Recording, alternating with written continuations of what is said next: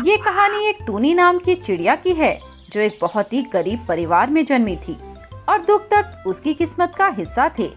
टूनी जब 7 साल की हुई उस समय ही उसकी माँ चुनमुन की मौत एक गंभीर बीमारी के चलते हो गई और टूनी बेचारी 7 साल की उम्र में बिन माँ की बच्ची हो गई। टूनी के पिता दीपक एक कुम्हार थे जो मिट्टी के बर्तन बनाकर अपने घर का खर्चा चला रहे थे।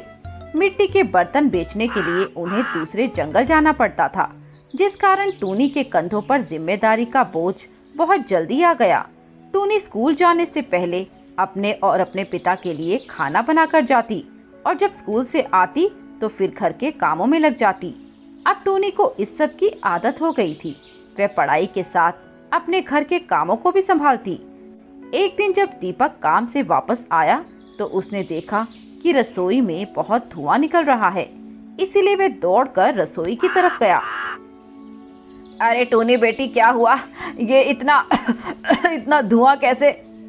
पिताजी, मैं चूल्हे पर खाना बना रही हूँ, इसीलिए धुआं निकल रहा है। पर बेटी, हमेशा तो इतना धुआं नहीं होता। पिताजी, क्योंकि ये लकड़ी गीली है इसीलिए धुआं उठ रहा है। अरे बेटी, तो तुझे इन गीली लकड़ी पर खाना बनाने की क्या जरूरत थी? चल अब निकल। पता नहीं कैसे तू यहाँ बैठी है, मेरा तो यहाँ दम घुट रहा। दीपक अपनी बेटी को रसोई से बाहर ले आया। वे दोनों बहुत जोर जोर से खांस रहे थे। धुआं उनकी आंखों में जा रहा था। बेचारी टूनी की आंखों से पानी रुकने का नाम ही नहीं ले रहा था। दीपक ने जब अपनी बेटी की यह हालत देखी तो उसे उस पर बहुत तरस आया। लानत है मुझ पर, सब माँ बाप अपने बच्चों के लिए क्या कुछ नहीं करते और यहाँ मैं अपनी बेटी के लिए क्या कर रहा हूँ। बेचारी इतनी छोटी सी उम्र में इतना कुछ झेल रही है। दीपक ने ऐसा अपने मन में सोचा और टूनी से कहा, बेटी, आज के बाद तू रसोई में जाकर खाना नहीं बनाएगी, मैं ही घर आकर खाना बना लूंगा। नहीं पिताजी, आप पहले ही बहुत मेहनत करते हैं, मिट्टी के बर्तन बनाते हैं, उन्हें बाजार बेचने जाते हैं।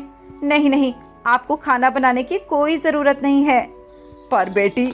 नहीं पिताजी, मुझे यह कतई अच्छा नहीं लगेगा कि मेरे पिताजी काम भी करें और फिर घर आकर खाना भी बनाएं। दीपक अपनी बेटी के इस सयानेपन को देखकर बहुत ही खुश हो जाता है कि इतनी छोटी सी उम्र में वह कितनी समझदार है।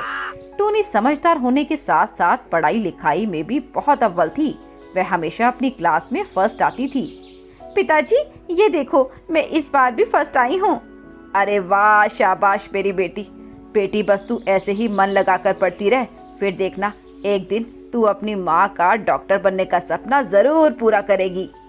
पिताजी, मैं आपको कभी निराश नहीं होने दूंगी, चाहे कितने भी बुरे हालात क्यों ना हो, पर मैं अपनी पढ़ाई कभी नहीं छोड़ूंगी और एक दिन आपको डॉक्टर बनकर जरूर दिखाऊंगी। शाबाश मेरी बच्ची, ये हुई ना मेरी बेटी वाली बात। चला, तुझे इसी खुशी में होटल से खाना खिलवाता हूँ। वैसे भी आज मेरी कमाई अच्छी हुई है। फिर एक दिन यह खुशी गम में बदल गई जब दीपक का एक कार एक्सीडेंट हो गया और उसके पैर और हाथ दोनों खराब हो गए।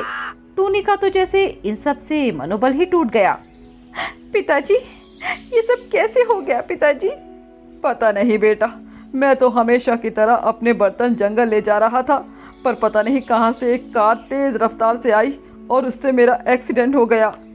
इस हादसे ने टूनी और दीपक की जिंदगी उथल पुथल कर दी। टूनी की जिंदगी में पहले ही क्या गम कम थे, जो अब एक और बाढ़ आ गई। फिर ऐसे ही कुछ दिन बीत गए। डॉक्टर ने दीपक को डिस्चार्ज कर दिया और वह अपने घर आ गया। हे भगवान, ये क्या हो गया?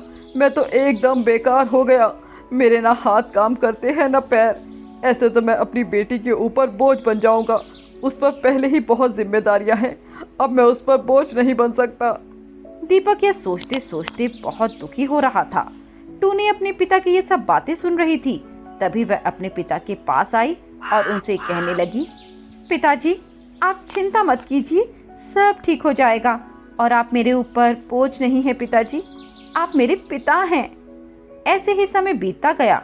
टूनी ने अब घर की जिम्मेदारी पूरी अपने कंधों पर ले ली और उसने स्कूल जाना छोड़ दिया और घर से ही पढ़ाई करने लगी। दिन भर वह घर का काम और घड़े बेचने का काम करती और रात को पढ़ाई करती। बेटी टूनी, तूने ये सही नहीं किया।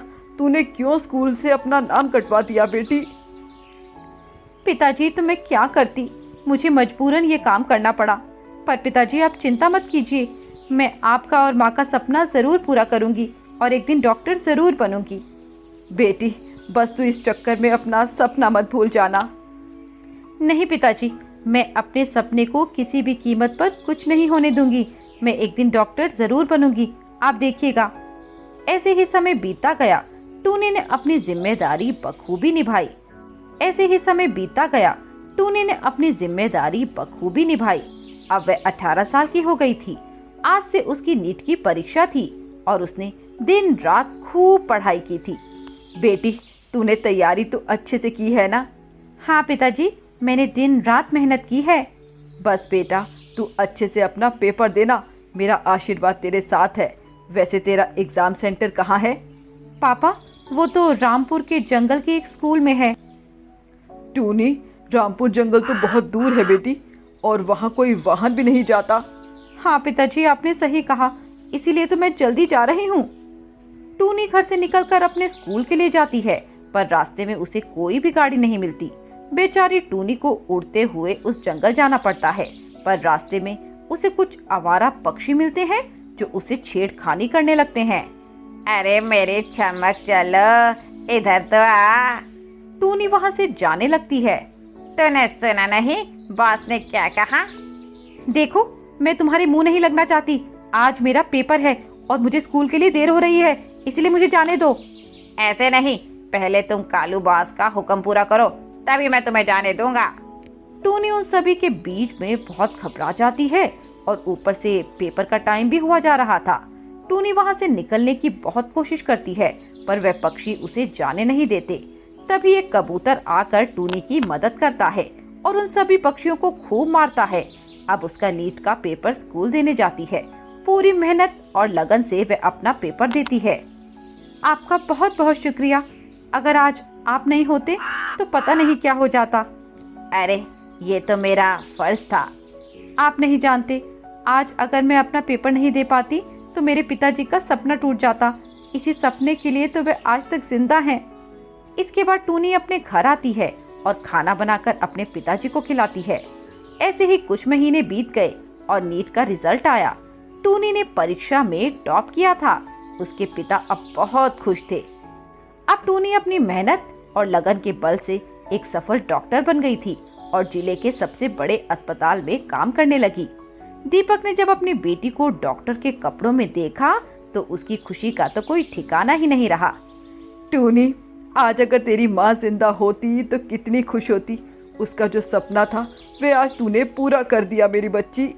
पिताजी, आपको खुश देखकर मैं बता नहीं सकती मैं कितनी खुश हूँ। बेटी, डॉक्टर तो तू बन गई, पर अभी भी मेरी एक इच्छा अधूरी है। बोलिए पिताजी। बेटी, तेरी माँ की मौत इसीलिए हुई थी कि उसे समय पर इलाज नहीं मिल पाया था। अगर हमारे जंगल में एक हॉस्पिटल होता तो तेरी माँ का समय पर इलाज हो जाता और आज भी वह ठीक होती और हमारे साथ होती। पिताजी, अगर ऐसा है तो अब मैं उस जंगल में सबसे पहले अस्पताल खोलूंगी ताकि मेरी तरह कोई अपनी माँ को खो ना दे। हाँ मेरी बेटी। टूनी अब जी तोड़ मेहनत करती है और अपने जंगल में जल्दी से जल्दी एक हॉस्पिटल खोलती है। टूनी, तूने बहुत अच्छा किया बेटा। अब हम गरीब पक्षियों को इलाज के लिए दूर जंगल नहीं जाना पड़ेगा। अब हम अपने ही जंगल में इलाज करवा पाएंगे। हाँ काका, और आप सभी को मुफ्त इलाज दिया जाएगा। आप सभी को किसी प्रकार की भागदौड़ करने की कोई ज़रूरत नहीं है और आप अपने ही जंगल में बैठकर अपना इलाज करवा सकते हैं। टूनी के खोले अस्पताल में अब सभी पक्षी अपना इलाज करवाते हैं। इसी प्रकार टूनी डॉक्टर बनकर ये साबित कर पाई कि अगर लगन सच्ची हो तो आपको अपने सपने से कोई नहीं रोक सकता। समय सबका बदलता है, बस बदलने वाला होना चाहिए।